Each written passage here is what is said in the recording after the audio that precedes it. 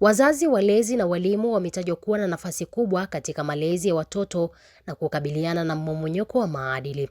Kauli hiyo imetolewa katika mahafali ya 7 ya wanafunzi wa darasa la 7 katika shule ya msingi ya Green Pastures iliyopo mkoani Arusha, ambapo wanafunzi 57 wamehitimu elimu yao ya shule ya msingi, huku wakieleza mafanikio pamoja na changamoto zilizowakabili katika kipindi cha masomo yao. Miongoni mwa changamoto zilizotajwa ni ucheleweshwaji wa ada, upungufu wa vitabu vya kujifunzia. Ndugu mgeni rasmi, dhamira ya shule ni kutoa wanafunzi wenye uweledi ili kukuza vipaji na maadili ili waweze kuwa viongozi wenye maadili na wasomi.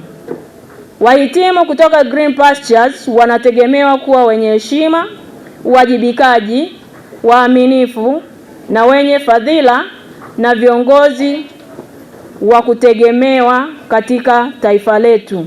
Ndugu mgeni rasmi, miongoni mwa mafanikio tulionayo katika shule yetu ni ongezeko la wanafunzi, ujenzi wa madarasa ya kisasa, vyoo vya kisasa, maktaba na ofisi kwa matumizi ya uongozi wa shule, walimu, wafanyakazi wengine na wanafunzi. Mbali na mafanikio hayo, kuna changamoto kadhaa ambazo tunakumbana nazo. Changamoto hizo ni upungufu wa vitabu vya kiada na ziada ili kujisomea vizuri. Tunapata changamoto ya ulipaji wa ada mara kwa mara, jambo ambalo limesababisha usumbufu kwetu na kwa walimu. Mfano, mpaka mtoto arudishwe ndipo mzazi anapolipa ada. Tunaomba wazazi walipe ada kwa wakati na mawasiliano mazuri yawepo kati ya uongozi wa shule na wazazi ili wanafunzi wasikose haki yao ya masomo, hasa wazazi wanaposhindwa kulipa ada kwa wakati. Tunaahidi kufanya vizuri katika mitihani yetu ya taifa ya darasa la 7 mwaka huu inayotarajia kuanza rasmi tarehe 9 mwezi wa 9 2026. Kwa upande wake, mkurugenzi wa shule hiyo Bwana Julius Matthew amewataka wanafunzi kujiandaa vizuri kwa mitihani yao ya taifa, ambapo inatarajiwa kufanyika tarehe 9 ya mwezi wa 9 2026, huku akisisitiza wazazi kuendelea kushirikiana na shule. Tunaendelea basi kukumbushana malezi na maadili ya mema ya mtoto yaanze kufundishwa nyumbani. Lakini jambo la pili, tunasisitiza mzazi alipe ada, walimu walipwe mishahara na mtoto asome. Kwa hayo machache, nitumie nafasi hii kuwashukuru na kuwapongeza wale wazazi ambao wamekuwa mbele kulipa ada zao kwa wakati. Ninyi ndio fahari yetu na tunajivunia kuwahudumia watu kama ninyi. Tunawapenda sana na tupo kwa sababu ninyi mpo. Hatutarudi nyuma, tunaendelea mbele. Kwa wageni wetu wote, matokeo haya mazuri na ufaulu ni ushirikiano mzuri uliopo kati ya wazazi, walimu na watoto pamoja na viongozi wote wa serikali na maafisa elimu wa ngazi zote hadi ngazi ya kata. Tunaendelea kusisitiza upendo, urafiki, kuwajali wanafunzi wakati wote wanapokuwa hapa shuleni. Akizungumza kwa niaba ya mgeni rasmi, Bi Asnati Swai amewataka wazazi kutimiza wajibu wao kwa wakati, akisema ushirikiano wao ni muhimu katika kuboresha mazingira ya kujifunzia na matokeo ya wanafunzi.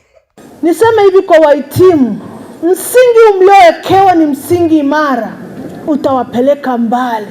Mtoto anakuwa na hofu ya Mungu, mtoto anakuwa na heshima, mtoto anakuwa na adabu, ukimwambia kitu anakuelewa. Lakini kama hana ile hamasisho la kiroho, ni ngumu kumbadilisha tabia yake. Na ndio tatizo tunalokutana nalo katika dunia ya leo. Maeneo mengi kuna mmomonyoko wa maadili sivyo kawaida. Hata mashuleni tunasikia mmomonyoko wa maadili sivyo kawaida. Lakini hebu tufikirie zaidi. Tunataka ufanisi wa wanafunzi wetu kitaaluma. Wapendwa, tuwafikirie wale walimu wanapofundisha, wanahitaji nao wapate hamasa, wanahitaji mishahara. Hao viongozi wa shule watapata wapi? Wanakuhitaji wewe, amina.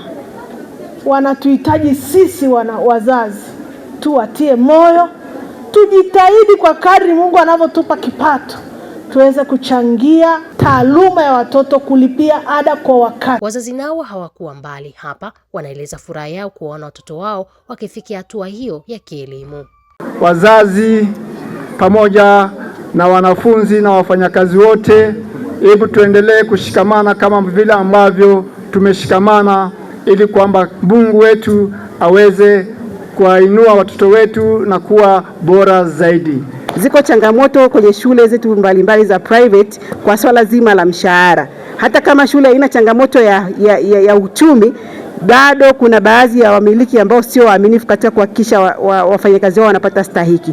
Lakini Green Pasture ni sehemu nzuri, kwa hiyo nimpongeze sana yeye pamoja na manager kwa jinsi ya kujali wafanyakazi. Lakini leo tunajivunia kwamba Mungu amekuwa pamoja nao na wanaondoka mahali hapa wakiwa wanacheka na wakiwa wanaenda kuwa mabalozi wazuri kwenye next level, kwa maana ya shule za sekondari na vyuo ambavyo Mungu atawafungulia milango. Mahafali hayo yameambatana na burudani pamoja na maonyesho ya vipaji mbalimbali kutoka kwa wanafunzi. Nikiripoti kutokea mkoani Arusha, mimi ni Pendo Gorton, SQF TV.